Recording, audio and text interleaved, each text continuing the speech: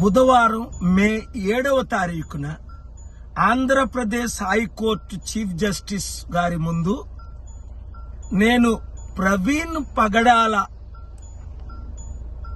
గురించి repost mortem చేయమని, సత్యాలు బయటకు వచ్చేటట్టు మరొకసారి ఇన్వెస్టిగేషన్ సిబిఐ ద్వారా చేయమని వాదనలు వినిపించాను. కానీ చాలా తక్కువ టైం ఇచ్చారు.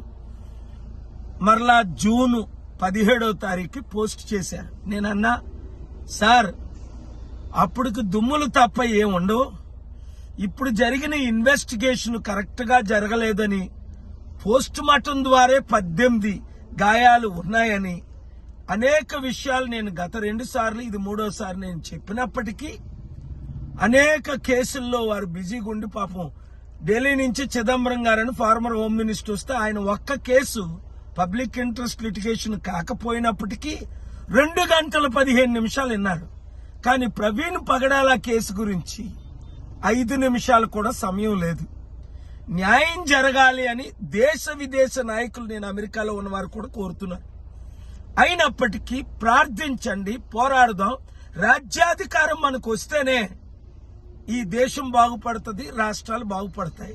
నేను ఇప్పుడు అనంతపూర్ వెళ్తున్నాను. రేపు ఉదయం 10:30 గంటలకు అనంతపూర్ ప్రెస్ క్లబ్ లో ప్రెస్ మీట్ లైవ్ ఇవ్వండి. ఆర్డిటి అనే ఒక పెద్ద సంస్థ, మంచి సంస్థ మూసేసి దాని 1000 కోట్లు ప్రాపర్టీస్, రాయలసీమ అంతా వారు ఎన్నో మంచి కార్యాలు చేశారు. దాని కొరకు న్యాయం చేయడానికి నేను పోరాడుతున్నాను. నాతో కలిసి పోరాడండి. రాష్ట్రాలని, దేశాన్ని రక్షిద్దాం. Thank you very much.